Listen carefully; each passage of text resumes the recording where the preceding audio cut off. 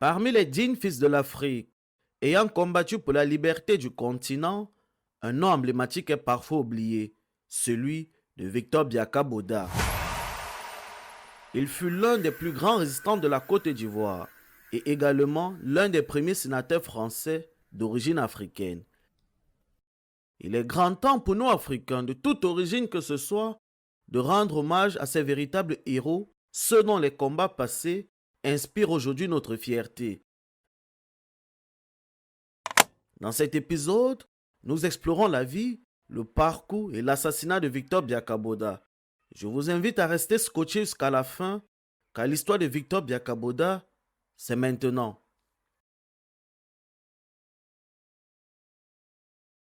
Victor Biaka-Boda est originaire de l'ouest de la Côte d'Ivoire, une région marquée par plusieurs mouvements de résistance contre les colons, dont ceux de Daloa en 1906, de Man en 1908 et de Siémen en 1911. Né le 25 février 1913 à Dahiépa, dans la région de Gagnoa, il perd ses parents très jeunes et est élevé par ses grands-parents maternels dans le village de Biakou, situé à environ 12 km de Dahiépa-Kei. Il commence son parcours scolaire à Gagnoa en 1920 et obtient le certificat d'études primaires élémentaires en 1927, puis le brevet d'études primaires supérieures en 1930 à l'école primaire supérieure de Benjaminville. En 1936, il sort de l'école de médecine de Dakar avec le diplôme de médecin africain et exerce sa profession de médecin à Nzéro-Koré, en Guinée-Conakry.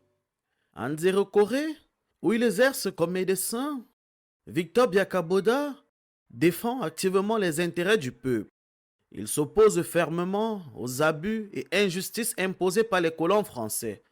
Orateur talentueux et rassembleur, il organise des meetings, il mobilise des foules et tente d'éduquer les autochtones sur leurs droits. Il entre également en contact avec le chef des syndicats de travailleurs de Guinée, Sékou Touré. Les deux hommes partagent une même cause, celle de la lutte contre le colonialisme et de l'émancipation des Africains. Ils entretiennent alors une relation de confiance et de soutien mutuel.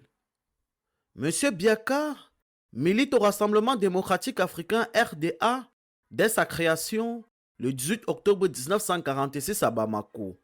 L'objectif principal du RDA, alors présidé par Félix Houphouët-Boigny, est de libérer l'Afrique noire de la domination coloniale, ce qui correspond parfaitement aux aspirations profondes de Biaka-Boda. Cependant, ces actions nationalistes commencent à déranger l'administration coloniale française en Guinée. En 1947, les colons le chassent du pays, le contraignant à retourner dans son pays natal, la Côte d'Ivoire.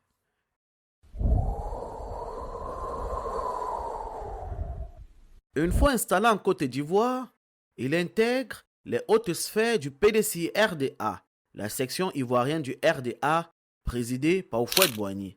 À cette époque, alors que Biaka fait son entrée sur la scène politique ivoirienne, Houphouët-Boigny, qui contrôle tout et est le premier homme politique du pays, se retrouve en désaccord avec le leader de l'ouest du pays, Étienne Dioma.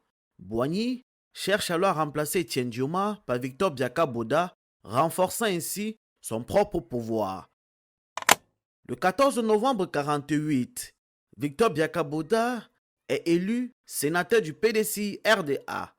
Le 1er décembre de la même année, il siège pour la première fois au Palais du Luxembourg. Excellent orateur, organisateur et meneur d'hommes, il prend une part active à la lutte de libération de la Côte d'Ivoire que mène le RDA contre les autorités coloniales françaises. Toujours en cette année de 1948, les États-Unis, qui mettent en place l'OTAN, proposent au Canada et aux pays d'Europe occidentale, dont la France, de s'y intégrer. Au Sénat, la question est débattue. Et même les communistes n'osent pas s'opposer à ce projet.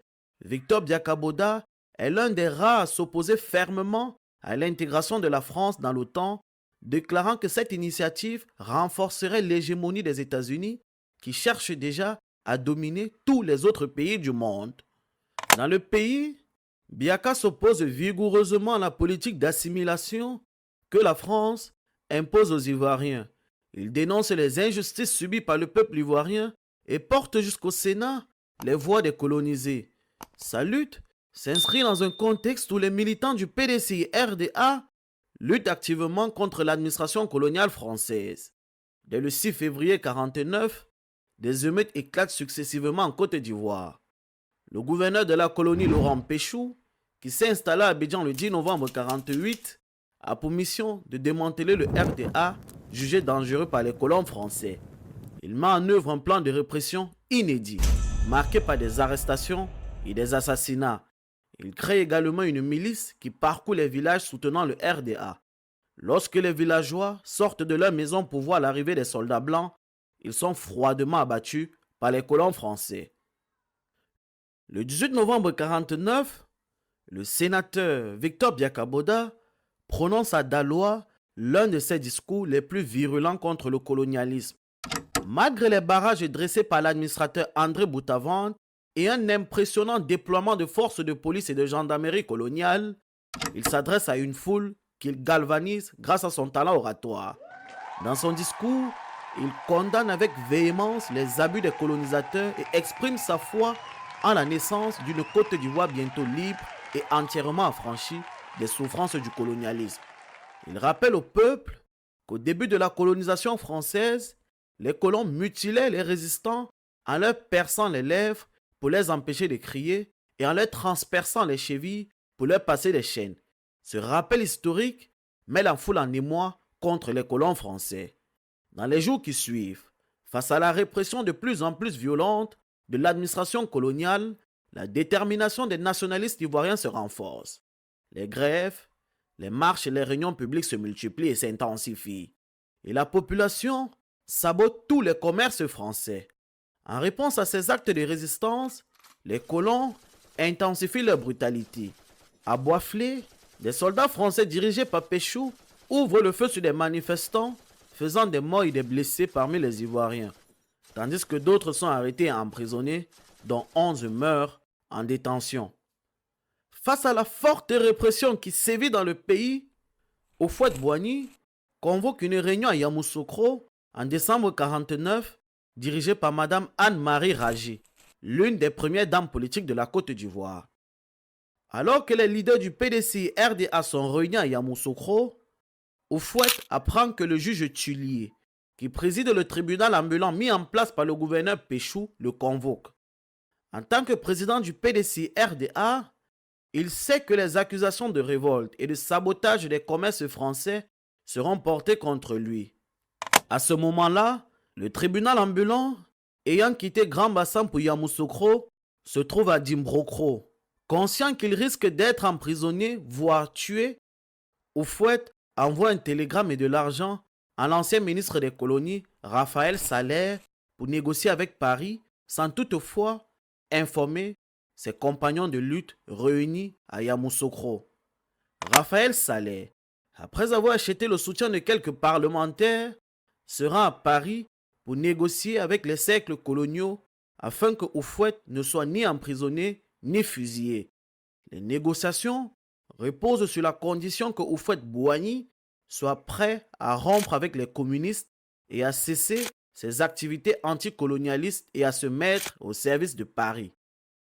En échange de sa liberté, Houphouët serait contraint de sacrifier l'aile radicale du PDCI-RDA, alors représentée par Victor Biakaboda. Monsieur Houphouët envoie alors Biaka, qui est déjà dans l'œil du cyclone à Dimbrokro, pour soi-disant négocier avec le juge Tullier. À son arrivée à Dimbrokro, sur recommandation d'Houphouët-Boigny, Biaka passe la nuit chez Bemba Traoré, un homme déjà acquis à la cause des colons français. Pendant la nuit, alors que Biaka dort, Bemba Traoré va chercher les Alaouites, des éléments indigènes déportés du Maroc, pour renforcer l'armée coloniale. Ainsi, dans la nuit du 27 au 28 janvier 1950, les Alaouites amènent Biaka dans la forêt, le tuent, coupent sa tête et accrochent le reste du corps à un arbre. 2 jours après son assassinat, le 30 janvier, lors d'un massacre à Dimbrokro, les colons ouvrent le feu sur une foule de manifestants, faisant 13 morts et une cinquantaine de blessés. Ces informations proviennent du livre la disparition du patriote Victor Biaka-Boda de Devalois Biaka, le neveu de Victor Biaka-Boda. En 1997, lorsque Devalois Biaka termine le manuscrit de son livre et le dépose à l'édition L'Harmattan, il annonce à la communauté que le livre va bientôt paraître. Cependant, un matin à Orléans en France, alors qu'il se rend à la boulangerie pour acheter du pain, il est enlevé par les services de renseignement français et finalement expulsé de France vers l'Angleterre, d'où il serait également expulsé. C'est ainsi que Devalois Biaka se retrouve en Côte d'Ivoire. N'hésitez pas s'il vous plaît à donner vos avis en commentaire et à faire des compléments d'information. S'il y a une fausse info que j'ai relayée, n'hésitez pas s'il vous plaît à la souligner. Entre-temps, si la vidéo vous a plu, je vous prie de m'encourager avec un like et en vous abonnant. Merci, c'était l'histoire de Victor Biaka-Boda.